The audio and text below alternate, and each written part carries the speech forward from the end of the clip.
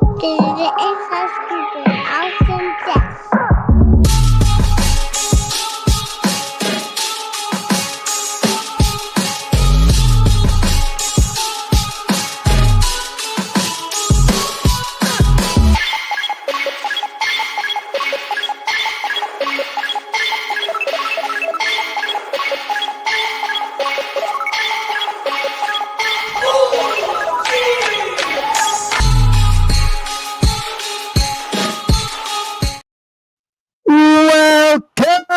Welcome, everybody, to another episode of Inside Scoop with Alex and Jeff.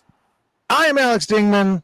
I am Jeff Doss, and welcome, guys, so much to Inside Scoop with Alex and Jeff, and we are excited for a great episode. We loved having you guys, everyone live and talking with us and commenting with us last week, and we are excited to invite on the guys here right here. So we got Mike McCoy and Greg Ruth representing NASKA. Thank you guys so much for joining us tonight. You're welcome. Thank you for having us. Yes, So yes. you guys have been, I would say, in the hierarchy of like important. I don't want to say like the word important, but you are important. But influential. There we go. That's a much better word. Influential people within the organization. You guys are there. Obviously, we know Larry as he's the president of NASKA and he's a very good president. But you guys have been involved. Tell me, is it since the inception in 1990, or you guys predate that? Talk to me how long you guys have been around with this. I've been around since 1987, so The U.S. Open joined. U.S. Open was one of the founding tournaments for NASKA in @84. Again, all the promoters have always been the ones running the organization. Our first president was Jim Lantrip, for those of you who remember him. Yeah. At the end of that year, Jim resigned to go do his own thing with the Budweiser Tour. We found ourselves at Rocky DeRico's tournament, the first tournament of the year in '85. What are we going to do? We can't. And Cesar Bukowski was there, so we changed the name from NSKA to NASKA, North America, to include Cesar and Canada. Cesar became our second president. Had the Cadbury Challenge, if you guys remember it all, sponsored by Cadbury, huge tournament. I mean, it was awesome. He since took, and within that year, decided to take a more traditional route, which he is obviously on today and has some great postings on. It's just fantastic. And at the end of that year, resigned, and then we elected Larry Carnahan, and he's been president and probably will be until, I don't know, 2096 or something. I don't know how long. I don't know if he's ever going to die. I would agree with that statement. Yes. He looks the same. In the last 30 years, he looks the same. I don't get it. I don't know how he does that. That, you know what? You're not wrong. You can count on a few things. You can count on the black boots, the black blazer, right? And Larry Carnahan. Yep, it's the hair. It's the hair. It looks the same. It is. It definitely is. So that's our history. We've been around for quite a while, obviously, and been pulling together. I mean, the whole point was after Renato Barden left KI, and KI said, "Hey, this whole managing and governing tournaments is not what we want to do." And they just said, "We're not doing it anymore." That's when we stepped up and said, "We just can't let it go away." We got together, formed NSKA, and kept it going, and have been going ever since. That's awesome. I didn't know that. That's good info to have. I didn't know that there was an NSKA. Yeah. A lot of people don't know that because it lasted for a year. There's a lot of craziness the first 3 years because we had this big KI circuit all of a sudden with their top 10 ratings and all these KI events, and it was a big deal. There was an organized tournament circuit. The rules still weren't unified, which is one of the first things that we did, but it was great to have a circuit. There was lots of events all over the country, of course, but they were all totally different and not connected. And there wasn't any way to determine who was the number one fighter in the country because each tournament was independent. Some went to some went to the others. There wasn't an identified circuit. So they did that. And so it was so successful. And from a promoter's perspective and a competitor perspective, it was awesome. And then they decided, well, this just isn't the business we're in. We don't want to do it anymore. And Renato Barden, I think, probably wanted to keep doing it. But KI said, you can't. We don't want to. We don't want to. It comes with a lot of baggage. You know what I mean? It comes with a lot of controversy, especially the rules. So that's when we decided we need to take this over, and that's when our first mission was. Okay, we want to not only have the circuit, we want all of the events on the tour to have the same rules, which was revolutionary in 1984. And we had regions with groin kicks, regions with no face contact. We had all kinds of crazy stuff. We had the Southeast, which as long as you didn't kill the guy, you're good to go. So it was to pull it all together was tough, and we met with a lot of resistance. And so this other thing we did was, as a group, we would collectively go to each other's tournament to enforce the rules and to drive consistency in application enforcement. And after a couple of years, I think we finally developed a pretty smooth circuit that you could go as a competitor from any part of the country, know what the rules were when you got there, and feel like you're going to get a pretty fair shake from the judges because there was no what they call a regional something factor, right? The locals run all the time. Right. And Yes, that sir. still exists to some degree in some areas of the country where, like, when someone walks in the room and you're like, who the heck is that guy? Sure. Sometimes you're going to have things like that.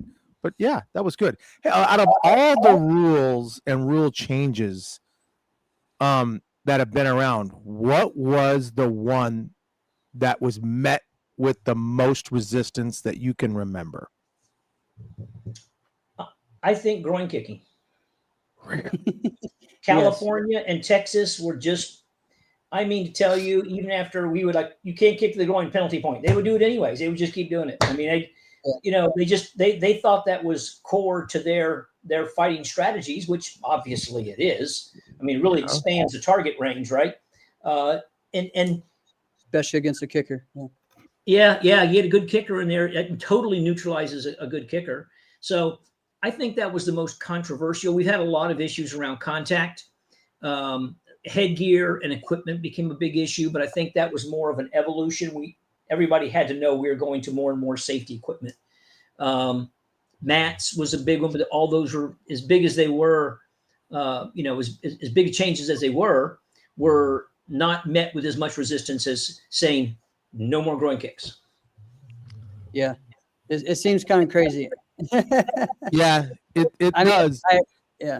I remember that though. As a kid, it was some tournaments would have it, some wouldn't, and there were some circuits that would do every other year just to appease some of the promoters. And then finally that was gone, that was a great thing. But I think that even in Texas, at some leagues, they just ended it like right before COVID. So again, like that's and also I know that like PKC and some of the circuits in Ohio still have it. So yeah, that's no. bad. I remember back when I was still trying to compete a little bit. So Chicago for me was the toughest place because the rules were so much different. But yeah, it was different. Like you didn't know what they were going to be. Yeah, exactly. And so you go in there to spar, and you're sparring scorpions, black belts, and you're wondering, grabbing of the legs was one of the things that we fought with. Should we allow somebody to grab the leg and sweep the bait? That kind of stuff. It got to be kind of crazy. Yes, sir. Well, I see Andrew Cabellon brought up the maximum deviation in the relative ranking, and I think for forms and weapons that changed the game. It did. In a big way. I mean, it made it a whole lot more fair and a whole lot more easy for officials to score from that point on. Very, very good. I agree, sir. And again, a lot of my question though, and Andrew asked it, which was like, hey, what would you be the same thing for forms and weapons? And without even asking it, Andrew is right, and Mr. Ruth, you're right. The tricky part is if you looked at it like just before that became a rule, which I think is a great one, by the way. There was a time where you could look at someone's form and you could go, that's a 9.98. Mm-hmm. You could kind of know. And while you don't know what that is, like you can't just look at someone's form and go, that's a 9.8, because now we know 9.8 means second place, right? Mm-hmm. I still think it's fair. I still think it's the right call to say, listen, your score isn't just your score. You are this good. This is your placement. Yeah. And in the end, you just want to get the right call. You want the right person to win, and I think that's the rule that does it the most. Yeah, I think that's been the biggest change, is that we are seeing the best, the top people win, and the top people in the top 4, of course, like again, it's rare there's only one chance or one way to have really a tie. And what's crazy is it has to be a 3-way tie, and it's just, and that's just one of those things that just happens, So, I mean, I was in a tournament and we tied 3 times that way. And honestly, the strength of the scoring system in that way is, if you got some judges who are probably not the most seasoned and experienced, and they know that the seeds are at the end, then they're going to play the game of saving their scores till the end because they know they have to. Other more seasoned judges who look at the whole panel and say, that guy right there could probably win this whole division. He's going to run second. So he can see, to Alex's point, that guy's probably a 9.8 or a 9.7. So I got to be careful, right? But I can't, but I still have to save some scores for the end. So it became a real difficult situation for a judge with experience to kind of look at the whole thing almost in advance and prep himself for, maybe some early, really good competitors. But now it's not. You just take notes and decide after it's over. Yeah. And again, that's where it's like, if you get somebody like, you would be crazy that you would get like a top name that would go, this is early on, like in the first 3, because the first 3 would go up, do their form, come back, go back up again, then get their score. Then everybody would get their scores right afterwards.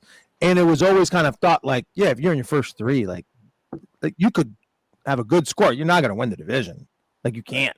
It was just never verbalized, but always just kind of like an underlying, like non-spoken agreement that might be the case.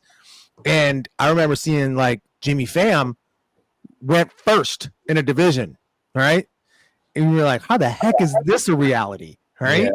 And then if all right, Jimmy can win it, we all got a shot, which was turning out to be a little bit better. But yes, the way that the scoring is going now with the maximum deviation, and the placement scores, I think, is the best for forms right now. Yes, and the way it works, so again, I was in Germany a couple weeks ago, and we were doing that same deviation and the same, 9, 1, 9, 1, 8, 1, 7, 1, 6, 1, 5, but we had 5 judges, and then we had some issues where we just kept tying, for some reason, the 4th place because of, it having 5 judges. And because of that, we're going to have to give 1, 1, 5, 1, 4 as well to broaden it out a little bit. Once that happened, we didn't have those issues anymore. But it's one of those things where you have to just think, adjustment. This works, but it's all math. So you have to adjust to that. With 3, it's so much easier, as far as on that part. And I think in addition to those, the major changes were probably in chronological order. More than 1 point for any technique. Back when I fought, everything was a single point. As a head kicker, that was a killer, right? Because I'm trying to kick to the head because I just like to do it, and I'm just getting run over by people who are just killing me. And then the other one was because of that was increasing the win spread. If you remember back in the day, it was the first person to 3-point wins. And I saw a lot of matches in very quick, and had it been a spread of something, that guy probably could have come back. 3 points is not a lot. And that was a lot of what it was. 1, 2, 3, and you're out. So spread's been a big part of our conversation. Number of points scored on a particular technique is a big part of our conversation as well. So I think those have been really critical in getting to where we are from a sparring perspective. Yes, sir. So where we're at now, let's go ahead while we're on that subject. There was just an update, we had originally on the rules last Monday, it was that the spread was back down to 7. So today there was an update on the change of that. Let's whoever would like to. Talk us through what the thought process was to go to 7 and then now back to 10. How did that go? Well, the thought process to go to 7 was to really make it a little more safe for all levels of sparring, from that 5-year-old all the way to that 70-year-old. Because once you start getting really really far apart, then, you know, you have some people trying to do things maybe they shouldn't do, like tornado kicks and all kinds of craziness just to show out and showboat, and they could end up hurting someone else or hurting themselves. That was the thought process behind that. So to go back to 10-point spread was just real simple for all of us. You know, we listened, and we just decided that it was in the best interest of our competitors, our customers, to, you know, hear their voice, and so we just all agreed to change it back. Can we take a moment right there at that, and let's just give a hand clap. That's right. Yep, we listened. That was amazing. Thank you so much. Yeah, you know, and I know there's a lot of posts, there's a lot of social media posts, and some of them were less than constructive or, you know, suggestive. But in addition to that last Monday, we made lots of phone calls, talked to lots of people, influential fighters, influential coaches, and just, hey, now that you know what the new rules are, tell me what you think. So we really reached out. We made the phone calls. We reached out to them and talked to them and say, hey, what do you guys think? And, you know, a couple of them gave us an earful. A couple of them were very nice and say, hey, that maybe, you know, commented some things, and they're like, you know, but trying to be constructive. This is what I think. Right. And so then we had a lengthy discussion today in our NASKA meeting. I think that other people that maybe whose voices weren't heard as loud as mine or Greg's or whoever, voiced that they really didn't think it was much of a safety issue. They travel all over the place. They fight at tournaments all the time, 10-point spreads. They don't see that much of an issue. So we decided, you know what? It's not that big of a deal to go back to what we had. Take 2026 and really look at real closely. Do we really need some major changes in point sparring? We've made obviously significant ones over the years, with not everything being 1 point and the first person to 3 wins. Those are huge changes. Right? Yeah. So we're open to doing anything to make it more exciting for the fans, more challenging for the fighters, and always safer. And it's not just the elite black belt men. This goes for, you know, green belts and brown belts, folks that use those rules for all their divisions, to make sure it's the best set of rules for them too. Yeah, 5 years old all the way to 70 years old. Yep. Well, I think that's the easiest one to do. So then we don't have to wonder, hey, what are the rules? What are the rules over here? What are we doing right here? Like, there's no difference. You fight, this is the rules. You fight, this is the rules. So that makes it really helpful and easy, even for officials, right? To have to wonder and juggle, we just know. So, and the other big one too, and I'll tell you about this one. There's lots of discussion around going back to a 1-point body kick. We've been 2-point body kicks, or there's been a lot, and 3 points of jump spinning kicks to the head, right? So that's still in discussion. But because we felt like the change that we made was met with such resistance, we just said, you know what? Let's go back to 2025 rules, and then let's take 2026 to do a thorough analysis of if we think that's the right thing to do, and if anything else is the right thing to do. You know, whatever. You know, the big change we made on penalty points, right? That's huge. Yes. Also, Mike, on that, let's explain that. But also, I know there was a little bit of, because of the wording, people were confused when they looked at the, what I call the rules at a glance updates, and then the full rules set. And it's just the words with the wording that we're using. At first, people were thinking that we're getting rid of all penalty points for those running out of bounds. And actually, it's going to be the opposite, really. Correct. Right? So we got 7x7 rings now. That's one of the things the fighters wanted. One of the things the fighters wanted was a 3-foot barrier around the rings. We're doing our best to get that. Some venues are more easy to do that with than others. We've taken them off stages so they don't fall off the stage and land in a 2-year-old's lap or something. So we're trying to make it safer and better for the fighters. The problem is now you got a 7-foot ring, right? So the ability to avoid fighting is significantly enhanced, right? So I think the pivotal moment was Manny's tournament last year, when the grand championship match was determined by a penalty point. He got his 3rd penalty point, disqualified, and he had a significant lead. So it was like, everybody's like, just didn't feel good about that, right? You just feel good about it. So we've been talking about it since then. And obviously we don't want people not engaging, but we don't think it's really a penalty. It's not safety related, right? So speaking to the points that we're going to award. So if I'm the center and you two guys are fighting, and Jeff, you get kind of bad situation, you turn and run, stop, point. It's not count as a penalty point, but he gets it because he had you at disadvantage, and you either ran out of the ring, fell down, or ran away. Not engaging, 1 point. Those will be unlimited, right? And Greg has a really good explanation for the penalty points and why we chose those. Yeah. So for it to be, you got to have some kind of penalty that leads to a disqualification because of major safety factors or, very unsportsmanlike conduct factors. Right. So you can't just disqualify somebody without any kind of infraction. Correct. So what we decided was to just determine what are actual penalty points and what are not, what Mike was talking about, avoiding fighting. So a penalty point means that you have created an unsafe, you committed an unsafe act, or you showing unsportsmanlike conduct. And that could be the coach, that could be the competitor. So, an example of that would be blatantly hitting late, using some maybe not so pleasant language toward the official or toward your opponent. Coaches standing up out of their chair, those kind of things are still penalty points and will lead to, disqualification after the third occurrence. Yes, so it's pretty simple, really. I mean, it seems like it's a big change, but it's really not.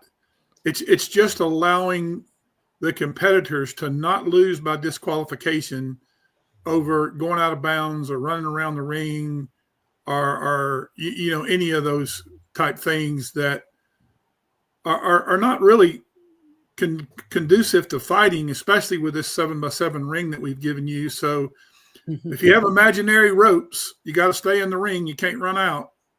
So that's what we're looking at it that way. Go back. I'm reading the comments. I want to go back to the conversation around the 2-point kicks. Yes, so sir. One of the things, people say we don't like 2-point body kicks because, and the one of the biggest arguments has been because it's too easy to do a little defensive side kick and get 2 points. But with a 10-point spread, let's say you're down by 6 points. Now you got an enhanced opportunity to catch up because 2-point body kicks count. So it's going to be much harder if you're down to catch up with only 2-point head kicks and 3-point, whatever the heck all that stuff is, even though I've seen people do it and I've seen those scored. They're pretty cool. Sure.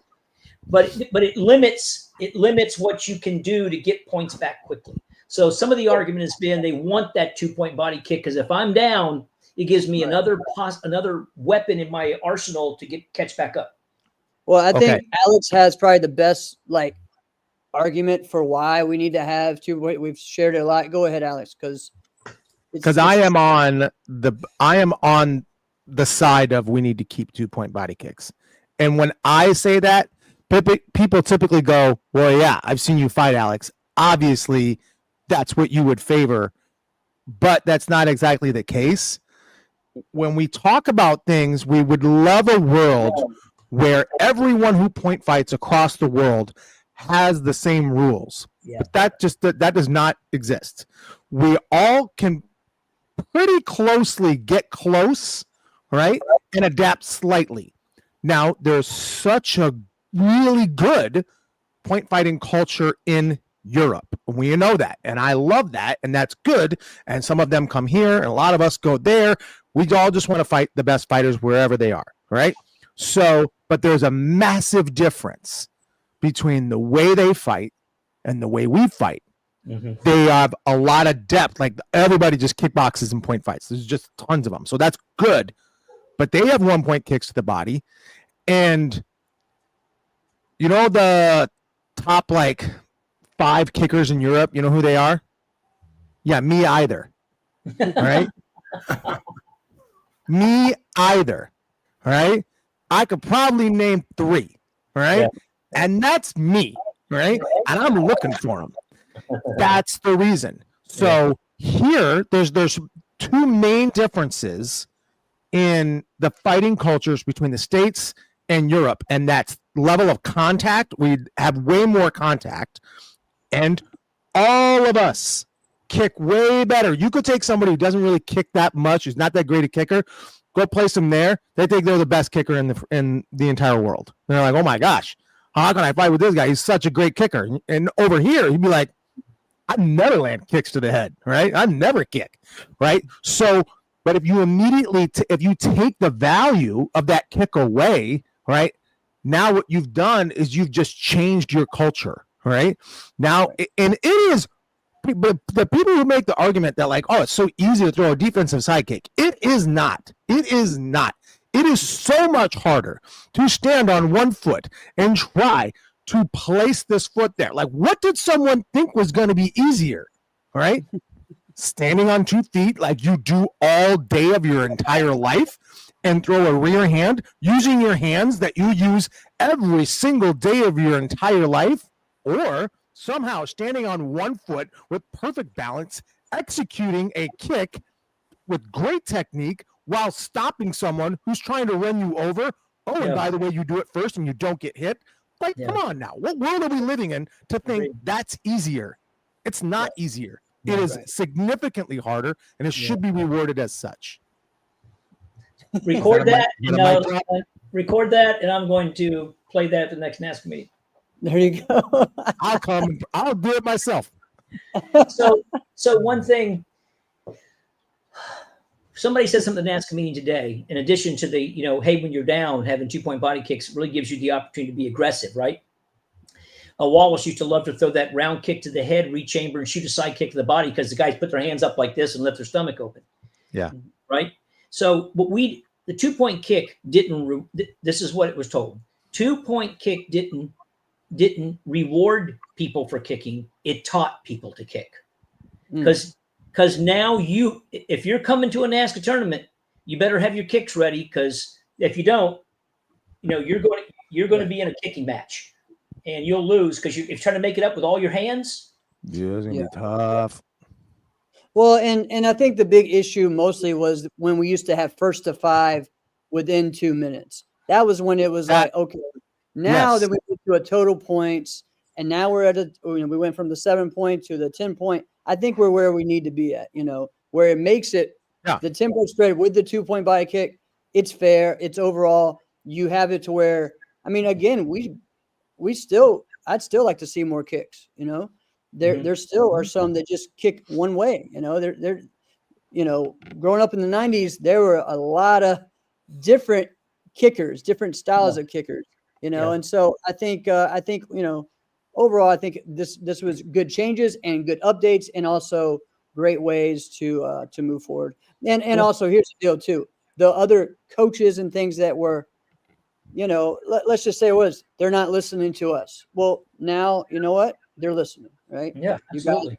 So again, like I always say, yes, we have a platform. We talk on here, but I also, if I know, hey, this is something I'm really passionate about, I'm going to send an email to somebody. I'm going to talk to one of the promoters. I'm going to ask, hey, why is this? What was the reasoning for this? Yeah, and we are more than willing to talk to people one-on-one. That we, like I said, we did it a bunch right after the announcement on Monday.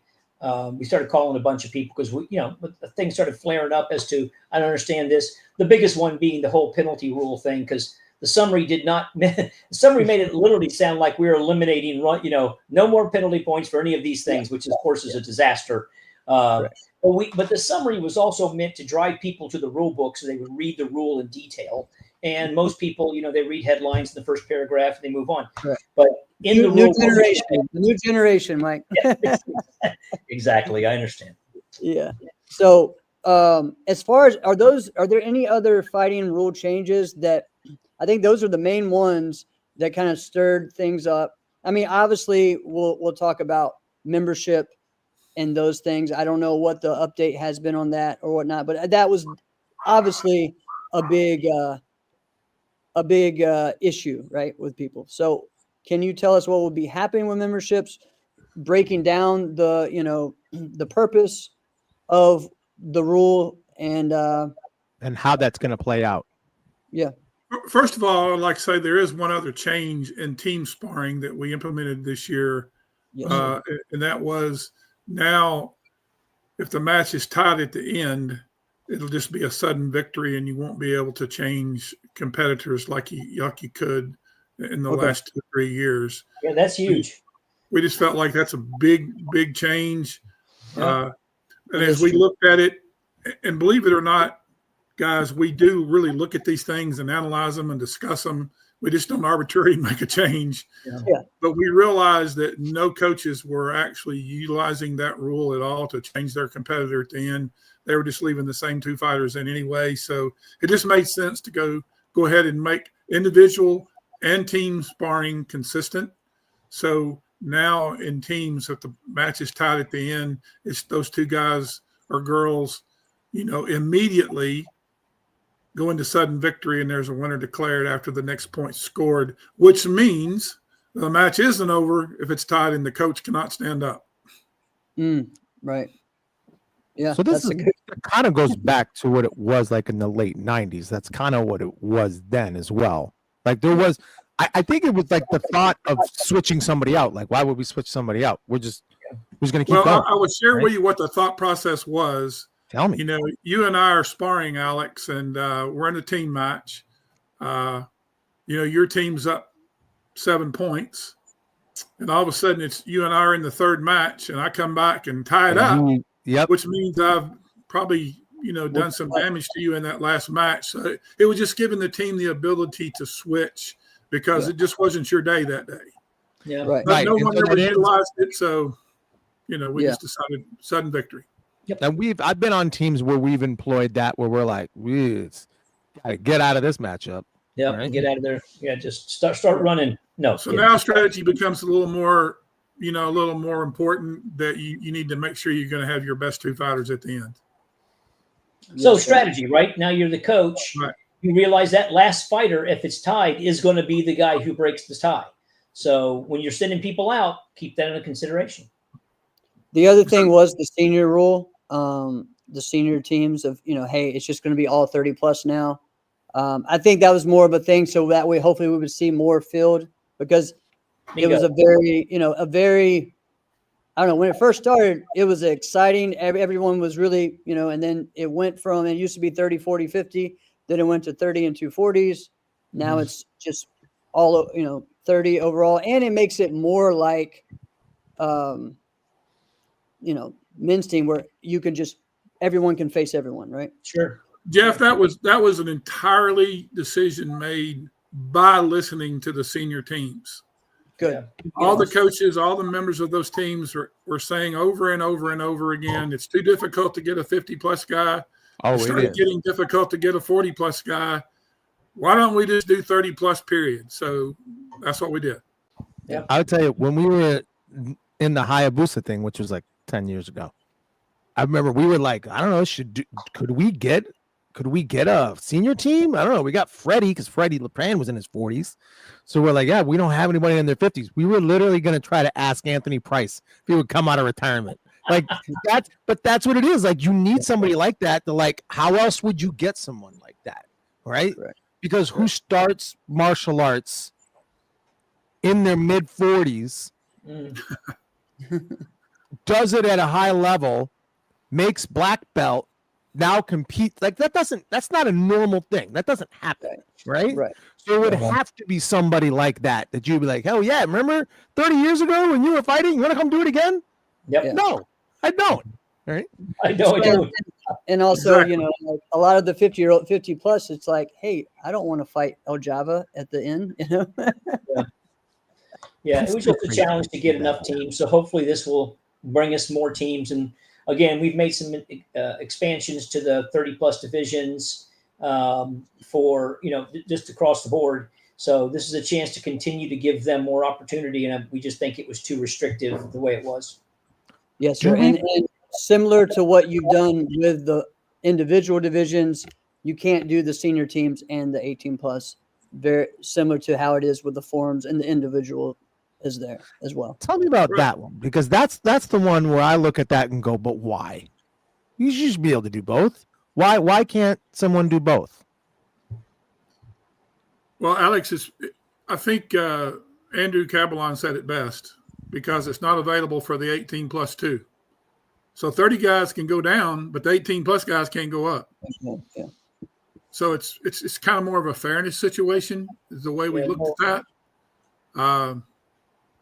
The But kids can't now, in the past, my argument would be, but there was more options at the 18 plus. They have more options. Yeah. Now 30 plus has that, and you guys not only, I think you talk about this now, the creative for 40 plus, 50 plus, you could also do extreme Music. if you're able to do that. Musical, it's one division. So you kind of took that whole argument that you had out of it. And I'm going to share one thing that for me, and again, it's not complete, but I hope that for me, it felt like, okay, maybe they just left this out, but I hope that it's something in the future or even something that could change. But we added all these 30 plus forms divisions in the CMX.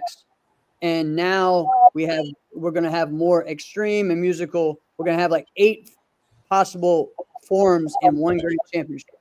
We divided everything else to mimic the 30 plus. I mean, the 18 plus, but we still have one forms grand and one weapons grand. And so for me, that I feel is very difficult. It's been very difficult.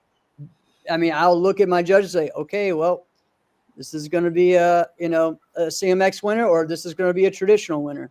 So I feel like that is something to look at in the future, or even something that could be, done before this next year, as we still have some time, because I just feel like we made all these changes to make it mimic this, but we didn't mimic that part. Not all of it.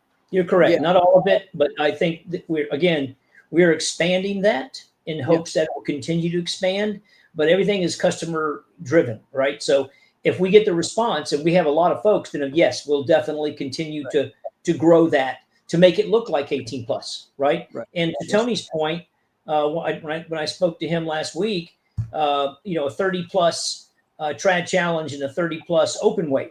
I've been saying that for years. Yeah, I've been saying for years because when I was doing my turn, and I'm Grand Slam Open will be back next year. I'm excited about that. That was one of the biggest divisions we had, was the 35 plus open weight. And same thing, some of the tournaments in Mexico, they still do that. It's huge down there. It'll be bigger sometimes, or just as big as the 18 plus.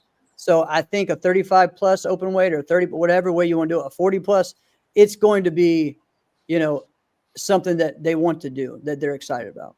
Yep. We have a lot of things we're thinking about. And I will assure you, Jeff, as Mike and I are on this podcast today, there's a lot of discussion on how can we give fighting competitors more opportunities to fight. Okay? We understand. We hear you. Yes, sir. But outside right now of going to a 4-day tournament and making one day dedicated to nothing but sparring, yes, sir.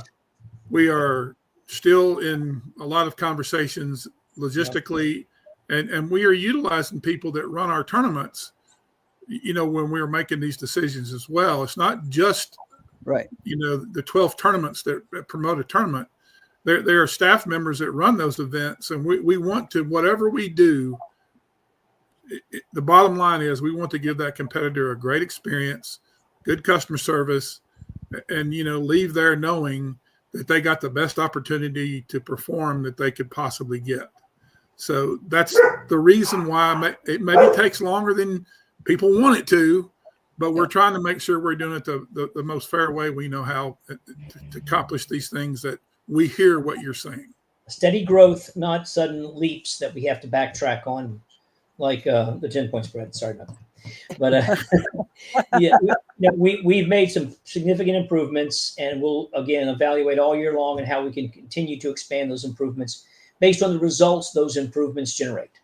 Hey, if you remember, guys, it wasn't that long ago, Alex. It was lightweight, middleweight, and heavyweight, and that was it. Yep. Hey, when I was fighting, it was light and heavy. That was it. I had to fight Magic Johnson. I weighed 132 pounds, fully dressed out. So that was a shitload of fun. So believe it or not, we've made progress. We just we all know that we've made a lot of progress. And before we continue anymore, I want to say, of all of the circuits, that one can be a part of. This is my favorite. I feel like this is where the best competition is.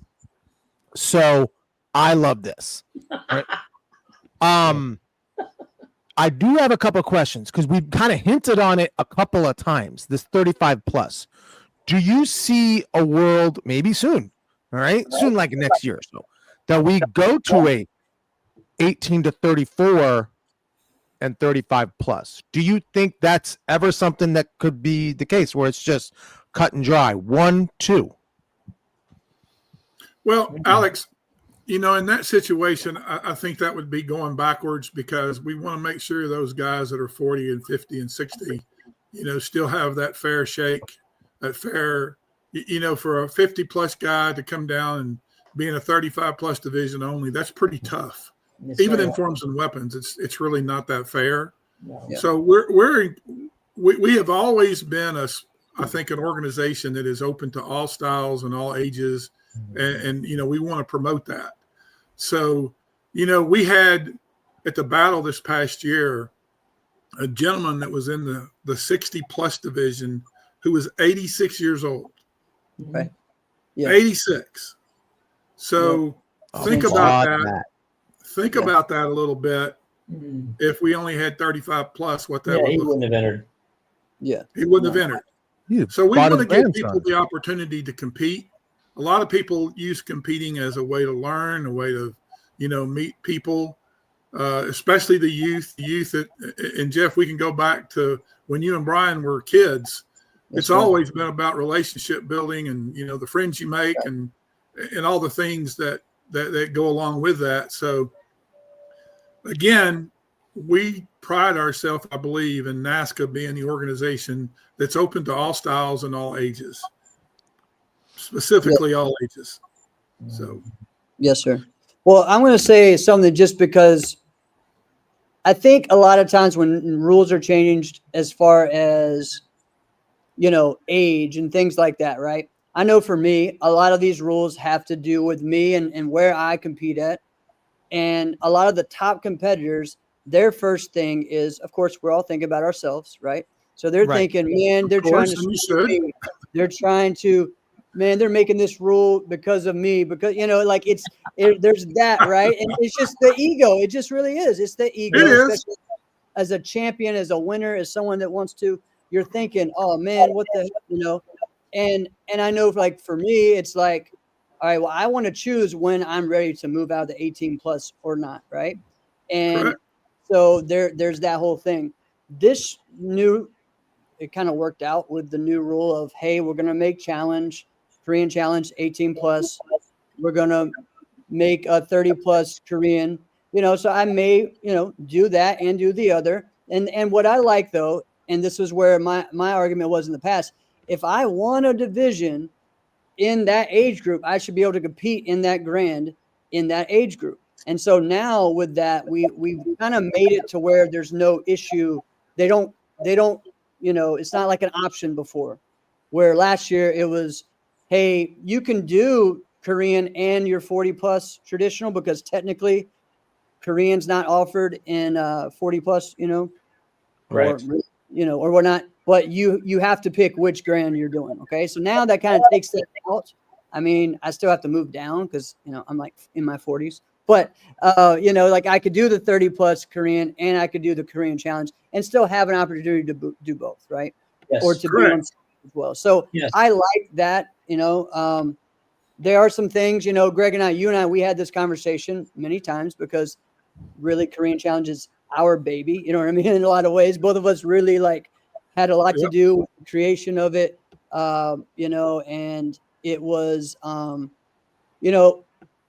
I hate that in some ways we may not see the head to head on stage anymore. And so that really bothers me. But I still think for the kids and the juniors, it's a great thing because there's some that really excel in that challenge, but maybe have a harder time in the regular division. And I honestly, one of my students, he's won Korean challenge every time. Every time he's been fourth place in that first round, and then he goes out and beats everyone head to head. So it's like, all right, so this style really, is catered to him there, So I think that adds a little bit. And I love that now we're going back to the way the traditional challenge was the very first few times that they did it years ago with the 2 rounds as well. Because especially when we started doing it, they were like, hey, hold on now. I want to do that as well. So. Jeff, again, I want to say, it's a perfect example of how there was collaboration between competitors and promoters, and how we are listening. I know a lot of people don't believe that we do, but we would be kind of, I guess, foolish to not listen, because, the competitors, the coaches, the spectators, they're our customers, and we have to understand that. And, I just want to quote Neiman Marcus. I don't know if everybody knows who Neiman Marcus is, but a very famous retail person. He once said, the customer's not always right, but they're still the customer. And we have to look at it that way. So, we're trying really hard and working really hard behind the scenes to get it right, to get it fair, to listen. And we can't please everybody, and we know that. We understand that 100%. We cannot please everybody and never will. If we do that, then, I'm going to play the lottery tomorrow. So it's just going to be, it's been a lot of fun. It's been enjoyment for some of us. And I appreciate, the work we put in the Korean Challenge. And remember, when I said we made it a NASKA division, that head-to-head competition would have to go away on the stage, in the grand. So, but that's okay, because we still got it, we still got the 2 rounds in the eliminations. So I think we're in a good place with all of it. Yeah, I do. I mean, I really, again, as someone, I think what was cool at Diamonds was when they gave an extra prize money for the winner of Korean Challenge and the winner of Traditional Challenge. That made it where it's like, okay, we did something. We had to do 2 or 3 forms to get to this. So that shows that extra, kind of like an open weight type thing. And that was where, for me, I would have liked to seen it, but I also understand you're not giving that to the juniors, and their most important thing is getting in that runoffs. So I understand that part. I would love to see maybe if that, there is that extra little bit there. And again, you know what, that may be a future thing. But, well, you have to also look at being fair, Jeff, and that would mean, what are we going to give to the extreme guys, the creative guys, yeah, I get you. Well, they have something. One division, 1 form for 1 division, 2 or 3 forms for another division. That's the reason why it's called a challenge. But I understand. There's always, you got to look at it in different ways. That was something I wanted to go back to. Individual money, divisional money like we used to, but there's a lot. You get us a big sponsor, and we'll go back to that. Exactly. Yeah. There's a lot more divisions. Well, and let's go back when you said sponsors. So, for us to get sponsors, we got to have more members as an organization. Exactly. So let's go with what we were, I think, we're going to talk about, and we didn't. So, what will be happening with NASKA memberships and any changes, and where are we going from there? Before there. Well, I will say this. It's a very big topic of discussion. We've made some organizational changes in order to us address that better. We're actually right now waiting on some information, some data, if you might say, about how many people that are non-members have won prize money versus how many have that were members that did win prize money. Again, fairness across the board to the weapons and forms guys, and also the sparring competitors. So we're in the works. Nothing's 100% done yet. There's a lot of ideas and a lot of thought process out there, but we also realize everybody wants to compare us in one way to all the other sports and organizations that are out there. And if you're going to do that, then all the other sports and organizations, you have to be a member to compete. Yep. So, right. Not win money, to compete.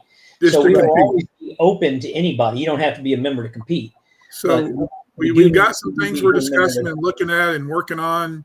It could, I don't want to give away anything we're talking about at this point. But again, people just need to understand and be a little patient with us. The year hadn't started yet. Yeah. And we're working on it as quickly as we possibly can to come up with a solution that's, good for everyone. We have not opened 2026 memberships. So, because we haven't finished the membership packages, so plural. We are reevaluating all those membership packages. For me, the biggest thing with the being a full membership, let's say you're paying $100 or 99 or 79 or whatever it is. What if you're coming in from out of the country, or you're only going to go to one event for the whole year? You don't really care about being a member, right? Yeah. So we need to take that into consideration too. So there's a lot of things that have to be considered in determining the packages we're developing.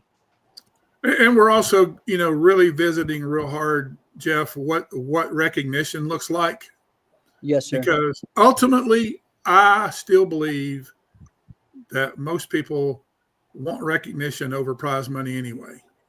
They just want to be recognized. They want to know that you care about them. They want to know that you're giving them, something good. I mean, let's just be honest, guys. I mean, it's not much. I understand that some guys win, several $1,000s in the year, but that several $1,000s is not going to buy you groceries and feed you for the whole year. Right. No. It's for me, I guess the prize money, the way I look at it is I look at it more as an appreciation, as absolutely. I want to win this honor, but it's nice that at least when I do, this may cover for this one expense that I had, or this, so it's one of those things. But I mean, yes, we want money, but Noreen, let's be honest, like, it's not like you're going to be able to, there's only a few that have done that. And I want to be honest about this too, because I'm trying to be fair across the board with all this stuff.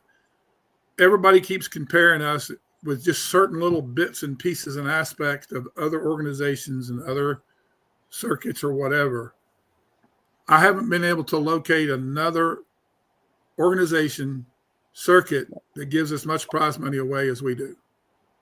Exactly. By far. And I always tell people that it's and I've been someone who's looking at doing other styles of tournaments, going to different phases of Taekwondo and stuff. And it's just, you're doing it just to do it. You know what I mean? Now, and as an American, it's really hard because those other people you're going against, their countries are supporting them, to do it. So it's not the same. So yeah, I mean, and there's no money. So, and prize money for each individual tournament is a several $1,000 expense. It's not just a few $1,000s; it's several $1,000s. Right. So the tricky part of this prize money thing is we're stuck, and you can't go back.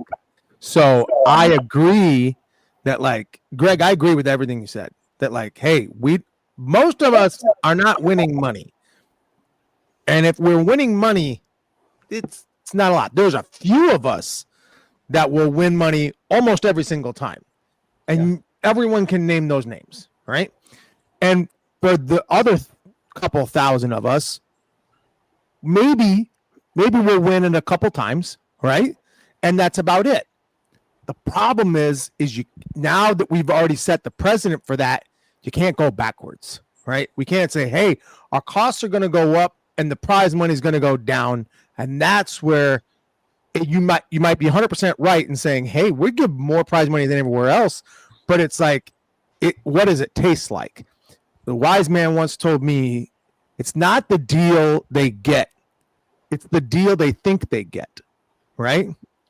But they think they're getting, but a lot of the customers are thinking they're getting a raw deal. And that's the difficult part of that. Alex, let me share a conversation that I had with Charlie Lee just real recently. And he goes, Greg, what is prize? I mean, he said this was at the Diamonds. Greg, what does prize money look like today? Well, we're still giving $1,000 out for the overall grands. Greg, y'all were giving that out when I was competing. Yes, Charlie, we certainly were. To 2 people. Right. Now we're giving that to a lot of people. Yeah. Exactly. So it has evolved, and yes, costs are going up, and we're looking at that. We look at it all the time. Right. But we've also got to be, what's reasonable. And here's the thing that everybody needs to understand, and I talk to a couple of people about this all the time. Those competitors that have done well, not won a lot of prize money, but have a lot of wins, are our top competitors, make a lot of money doing private lessons and seminars. Yep. A lot more money than they do winning prize money. So my point is, I think the recognition thing has a lot more weight there than we really realize or understand. Yep. Oh, I get it. I mean, listen, let's just say, the Korean Challenge, the Korean Forums for Juniors definitely has helped me over the last 2-3 years. That's been great for you. Yeah, it's been great, for that. So I get that and I understand. And so, I can't be all so upset about, well, I wish they would have this or this or this, because there is that as well. So, so I agree. I agree with you, sir, on that. I think, let's see what it was that someone had said. It's just, I know we're talking about, prize money and whatnot, but I don't know if that's necessarily true there, Noreen. There are some people that definitely, like, if they're going to a tournament, they are going to do the whole tournament. Like, how many camps now are we having at tournaments, right? We have a lot of camps at tournaments, and there are a good amount of people that do the camps, I think seminars back in the day were one thing. Now I feel like more people are doing seminars at tournaments than they were when I was growing up. Hey, there's one of the things that you can come in on a Wednesday night when we're setting up the U.S. Open and walk in the room with the mats are already down. There's got to be 6 private lessons going on nonstop. It is prolific. There are private lessons going on everywhere, back rooms. That's just a good time for everybody to meet.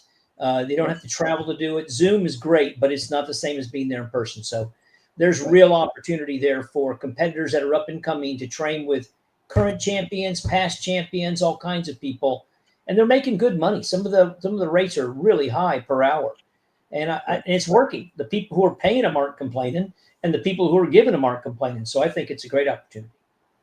And by the way, they're getting that space pretty much for free. Yeah, exactly. Yeah, we don't regulate them. We just ask them to get out of the way when we're putting the chairs down. Exactly. Yeah, no, and I understand that. I do, of course.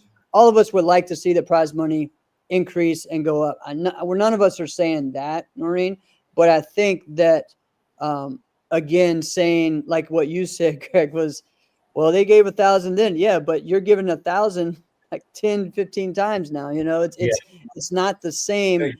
And again, when we mentioned this last week, I said, yeah, but what other league is giving prize money like this?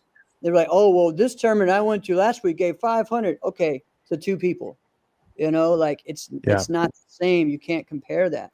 Now, does that mean that other tournaments need to improve and can eventually? Yeah, there are other, that's great, but we have to make sure, that we understand that, And let me say this to kind of wrap this up a little bit. I hope I can remember a couple of times, and Mike, you can remember this. Alex, I'm not sure if you do or not, when there was lots of prize money given out at a tournament for sparring. I remember 30 grand one time was the number. And so what happened? Only Nobody a few people showed up. Yep. So if you go back even further to the transatlantic team when they were doing the Atlantic Oil tournaments, right?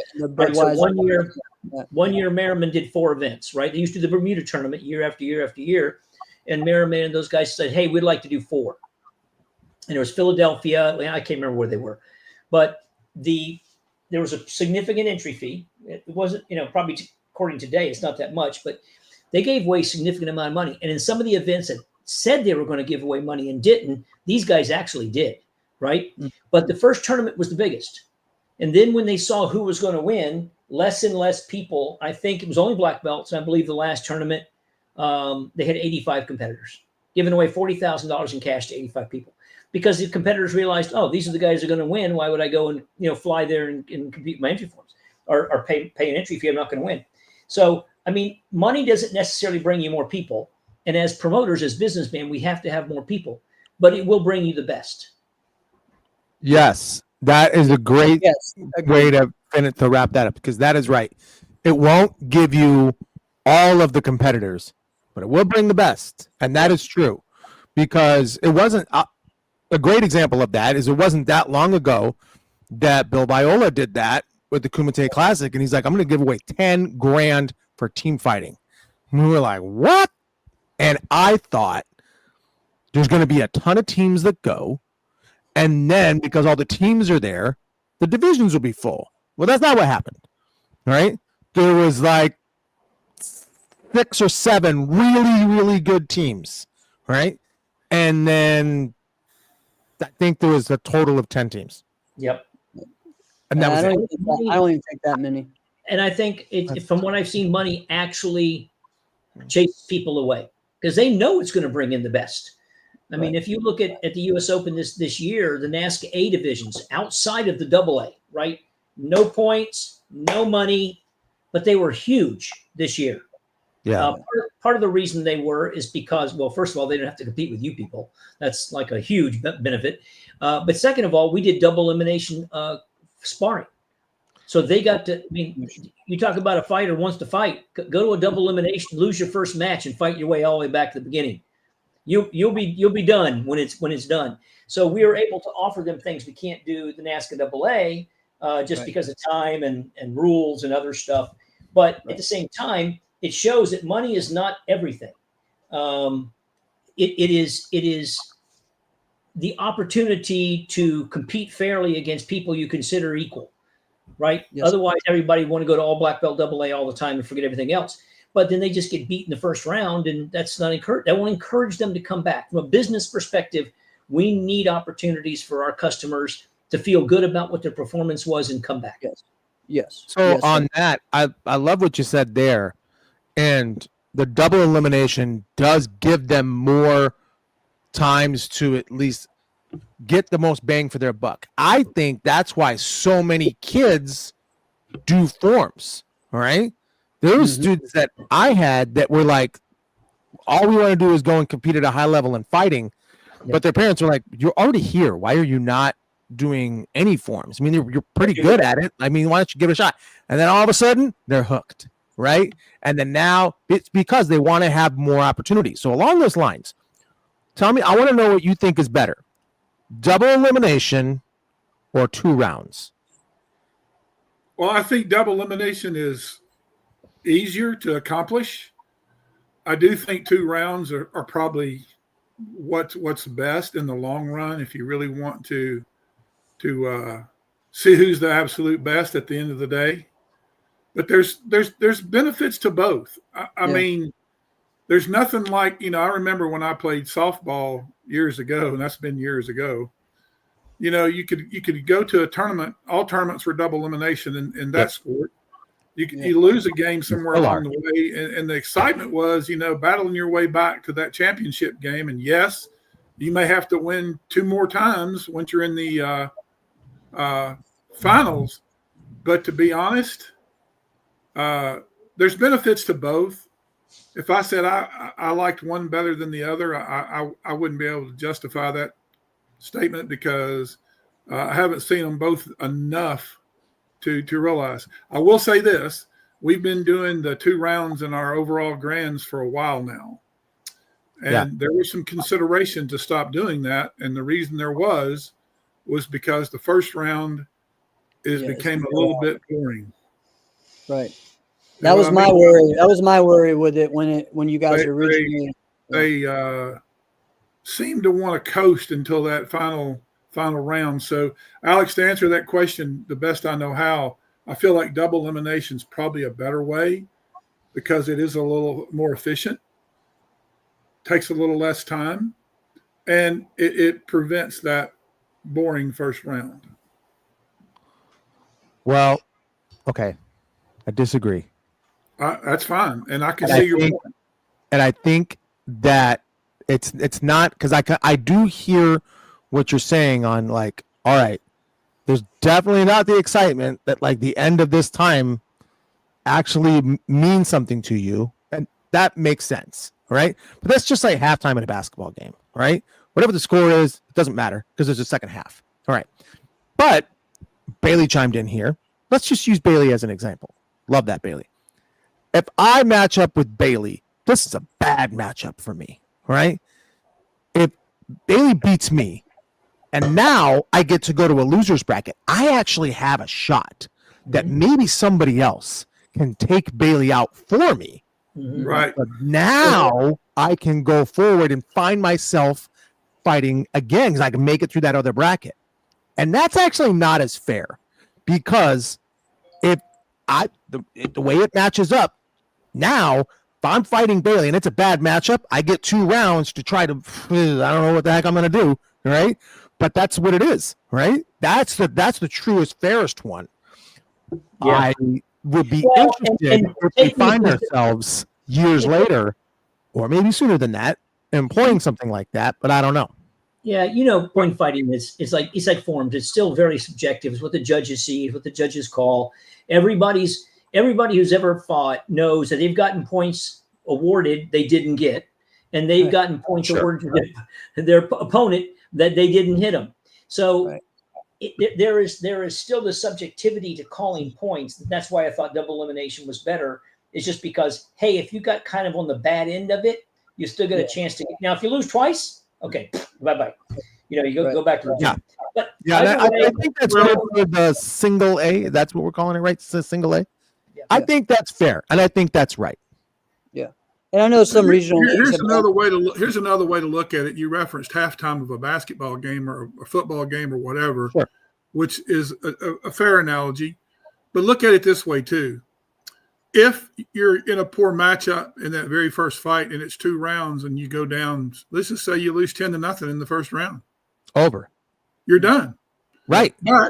And that's also fair. But in double elimination, if you lose, you had a bad matchup or you just weren't your best in that match.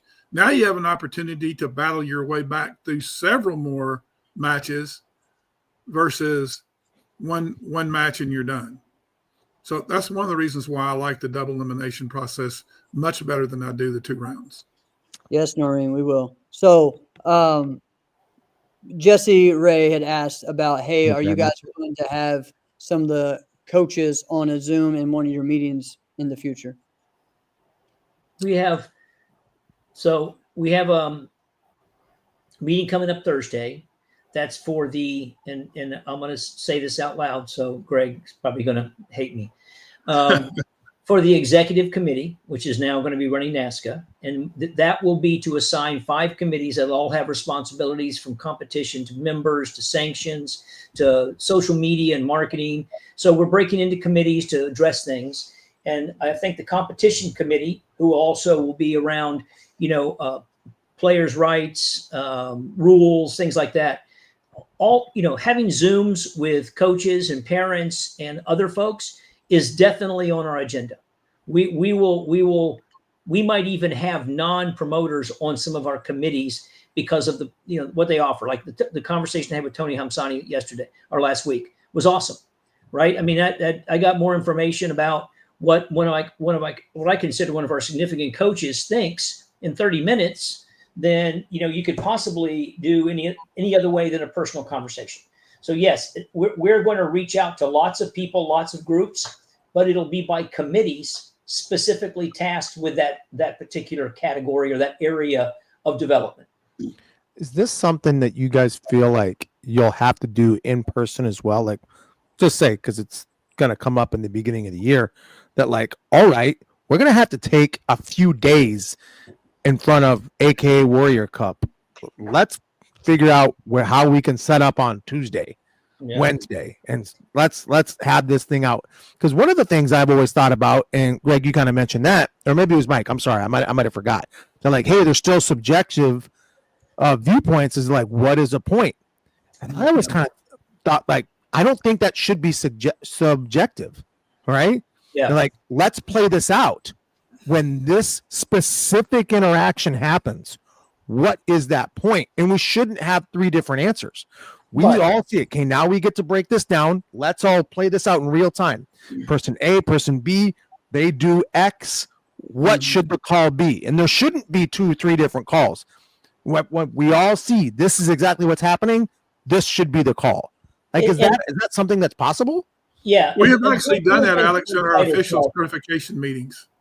Yes. Yeah, we've had official certifications meetings and we covered sparring. We've actually brought competitors in and went over what a point is and how officials should move around the ring and, put yourself in a better position of view. Don't just stand in one place, give the competitors the full ring. Don't stand in their way. All these things have been, done in our official certifications meetings that we've been doing.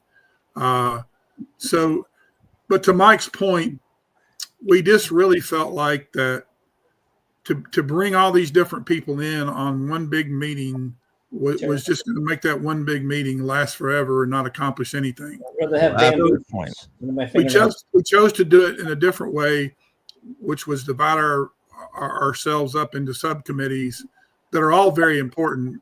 But we're going to put a lot of focus and emphasis on this competition committee so that the coaches, the competitors, everybody that's involved in competing will have a voice, okay? A stronger voice than they do now. Yes, we've been listening. Believe it or not, we have.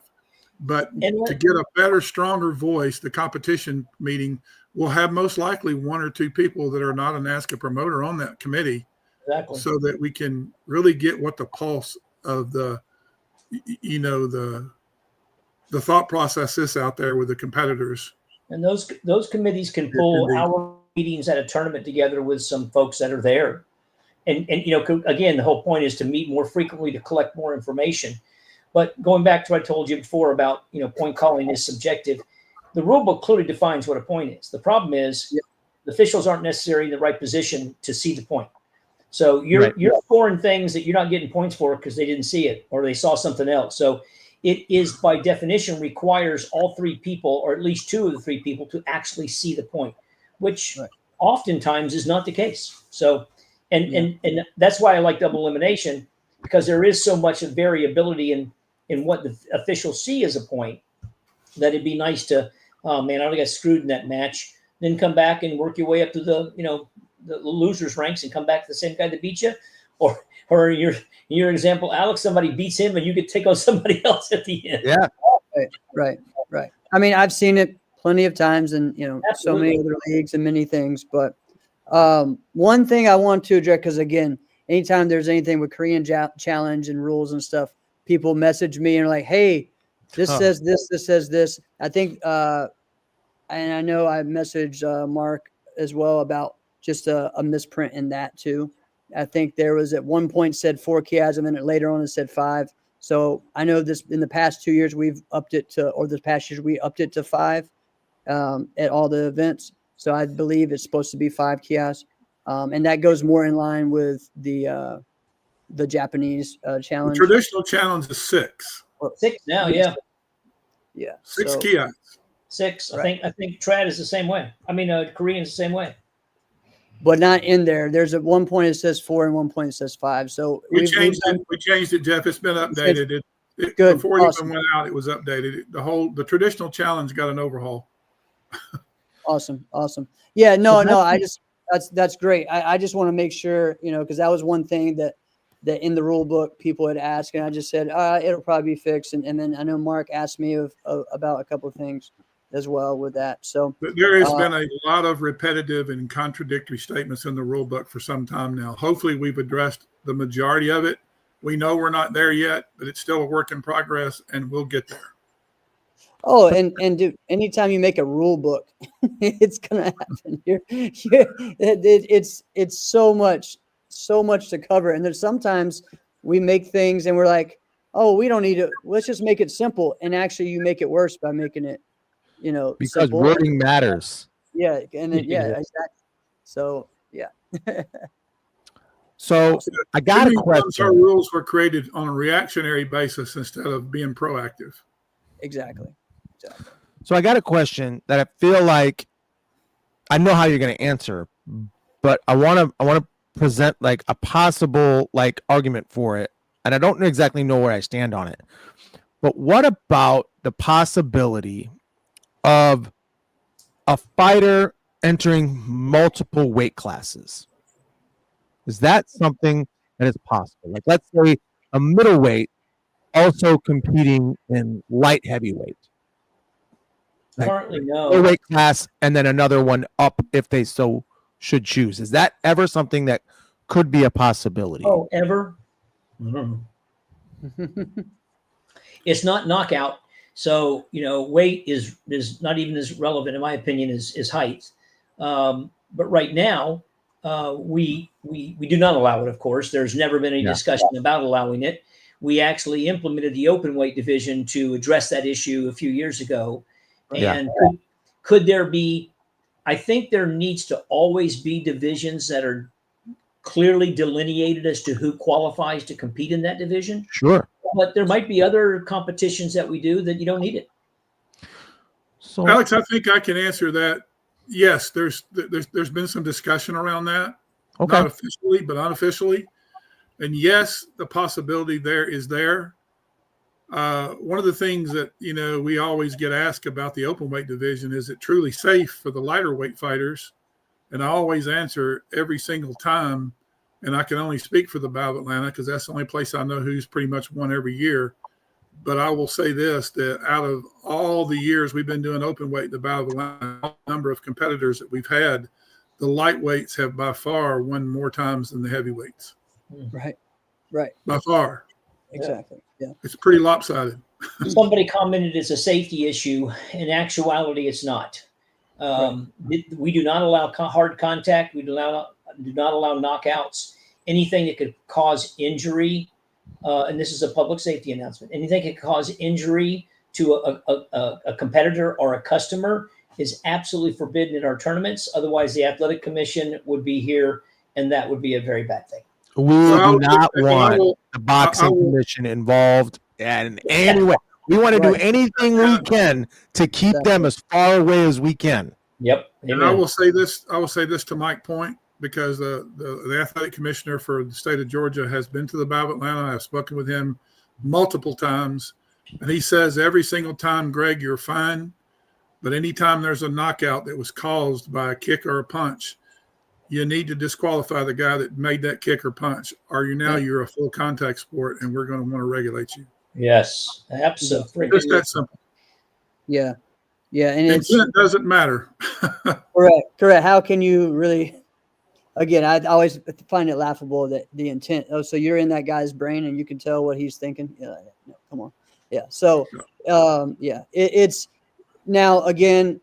I'll go back to it's completely different overseas, but also everything's different overseas. You have pro fighters that are being allowed to compete in amateur in their world championships over there. That's not fair. No, that's not fair. So there's a lot of different things. You have a guy who's 15-0 in MMA fighting against a guy who's fighting his first full contact fight. It's not the same. So, yeah.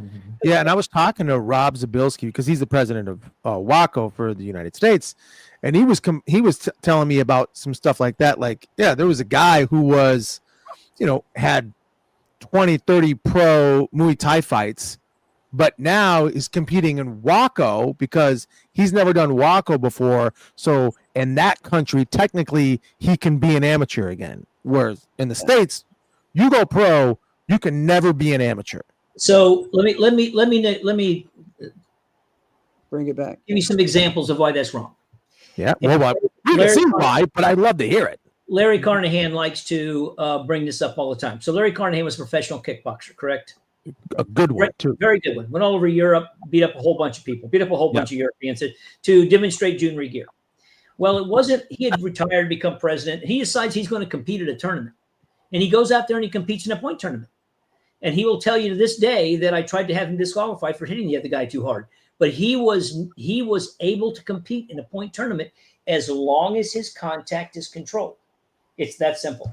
So we don't say that anybody that has ever been a professional kickboxing career cannot compete in point karate. They can. And they've done it, including the president of NASKA. So including Rick Rufus at the Bluegrass Nationals came in to compete. He found it very difficult to make that transition from knocking somebody out. I bet you he did. Only light contact. Yeah. So he really didn't do really well. Wait a minute. Wait a minute. Rick Rufus fought at the Bluegrass Nationals. When was this? There's that was video back- somewhere. That was too. back in the 90s. Yeah, there's video of Well, that he too. already turned pro. The main thing is he'd already turned pro. He was a Right. kickboxer. Clearly, that was his career. But every now and then, people get a wild hair and say, "Hey, this is how I got up here. It's be kind of fun," and they go back and they point fight. And Well, I it's will the same definitely as refrain from Raymond saying or who Ross beat if him. they want to come back. You know. Yeah. Right. I will not say who beat him. So Yeah. Could I guess? Someone just said it right here. you can guess. Mafia. Someone said Mafia. Yeah. Somebody- Well, for those who don't know, like we're talking about Rick Rufus, like that. If you maybe didn't know who Rick Rufus was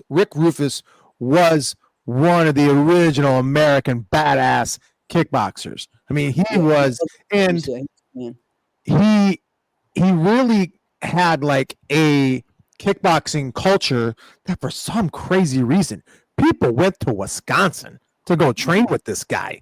Like, who would want to do that? All right. You ever met his dad? I love you. Was it Duke? If you know, Pat This is Rufus, his brother. dad. He just passed Duke was away. his brother? Yeah, Yeah, Duke his just brother. passed away. There's like Duke is his 35 brother. Rufuses, so I don't know. Pat's his dad. And if you ever Okay. want to know how Duke and Rick turned out like they are, just eat dinner with his dad one time and you'll understand. I think his dad passed away a long time ago, but Yes, I he used to be around him quite a bit in the early PKA days. And that guy was a character and a good one. I mean, great. He was just one of these crazy and raised two crazy kids, you know, who like to fight. Yeah. Well, so guys, let's wrap this up. Thank you guys so much for joining us. You know, I hope that That's we were great. able to ask some good questions and hopefully, you know, we've gotten a lot of different types of comments, right? You know, I think the biggest thing was today, NASKA showed that they were listening, that you guys are listening to some of the things and say, hey, you know what? This just isn't really working with the customer base that we want with our customers. So let's make that change and let's go back because it's simple because we were already doing it, right?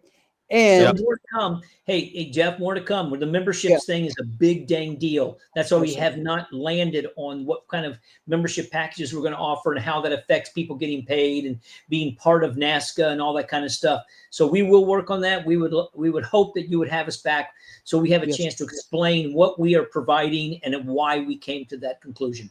Yes, sir. And I know also, I know for me, I like that this had came out in November instead of January or, January 10th.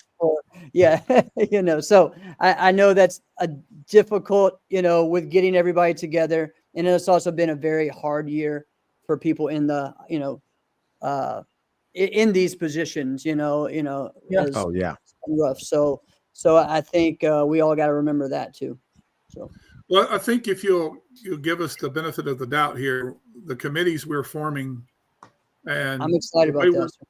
The way we're going to do things in the future, we'll get this information out to you much sooner, in 2026 for what's going to take place in 2027. Awesome. We won't wait till November. Yes, sir. It'll be sooner. It'll be a lot sooner. A lot sooner. Because we do understand, and we've heard, the competitors say, well, we need those changes as soon as we can get them because we need to train that way. We need to be prepared. And we understand that. So again, I'm just looking forward to the recognition part. That's something that Mike and I are pushing hard for. We're talking about bringing back an online, magazine type thing that gives recognition and all that good stuff. So we can put little 12-year-olds in a magazine, Jeff. Hey, stop. I was just going to say, hey, it's pretty funny. Mike messaged me today with a picture from an article of me in the NASKA magazine. And it's hilarious. It said, and I shared it with someone there who said, all right, you're no longer Jeff, you're Jeffrey again. I'm like, oh man, stop. Well, I like the idea of the online recognition in the magazine. So we have people that are there at pretty much every event. Someone like Lindsay Little that are taking those captures that have the ability to maybe do that. It's one of the things I love so much about Emily Cooper when she first started sportmartialarts.com back when it was called MassLink, is it was a sum up, a recap article on this tournament, whether it be a regional, a local, a national, a top rated event. And I mean, she wrote very good articles, and she had other good writers for that as well. I think that's fantastic. I would love to see that again. Yeah, we need something. We need a lot more than we have currently. We have a very good website that we could expand to offer all the kind of recognition for competitors and officials. Can I give you one thing that I think you guys absolutely need? Yeah. You need a social media marketer. Yep. Absolutely, 100%. And just outsource it. What an idea. But so like, Alex also, but like, just, yes, we know that. We know that, like, okay, there's an Instagram, there's a YouTube, there's a TikTok. What it needs to be like daily, and the content NASKA has, right, or at least they should have, like stockpiles of them. So to have that, I mean, okay, sportmartialarts.com, all right. I think they have 37 posts a day. All right. So we don't need to get to that point, but just a point to where it's pretty constant. That way people know what is NASKA, what is happening with NASKA. People don't Google anymore. All right. When people find either one of like our businesses that we have, they look on Instagram to find us. All right. They look at ChatGPT tells them where to go. All right. They go look on TikTok, and that's where they find us. All right. It's the same thing. The Google is a dinosaur. All right. As crazy as that is. All right. So what do we got plans for that? Who are you outsourcing and hiring to do that? Well, first again, we're establishing a committee that will take care of that. Our marketing and social media committee will handle how that comes about. That's the first step. The other thing is, like anything else, we've got to get guys like Mr. McCoy up there out of the rings from being officials, so that there's no bias created when we have market things that NASKA is doing in NASKA social media.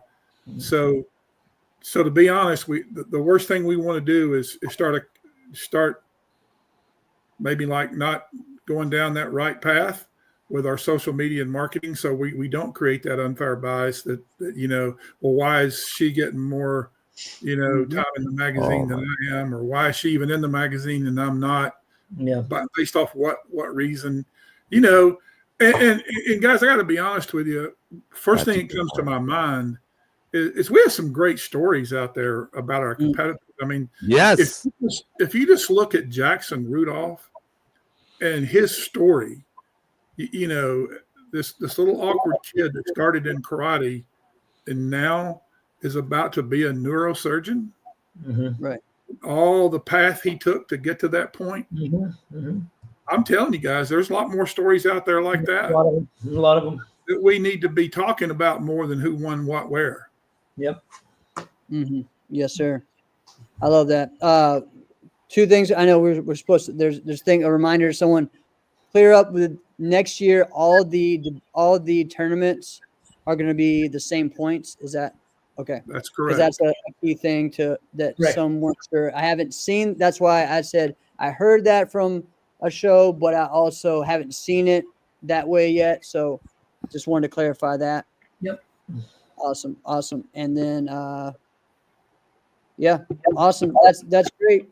And I tell you what, I really appreciate you guys coming on. And we not only did we get to clear up some things, but we also got to share some, like just how the tournament, like NASKA started in so many different ways as well. So I think that's great. So awesome. Thank you guys so much. Alex? Thank you guys. Great hanging, guys. Thanks, guys. This has been another episode of Inside Scoop with Alex and Jeff. I'm Alex Dingman. I'm Jeff Doss. See you guys next week. Thank y'all. And join the Martial Arts Internetwork app, guys. Go download the app now. It's a nice gem.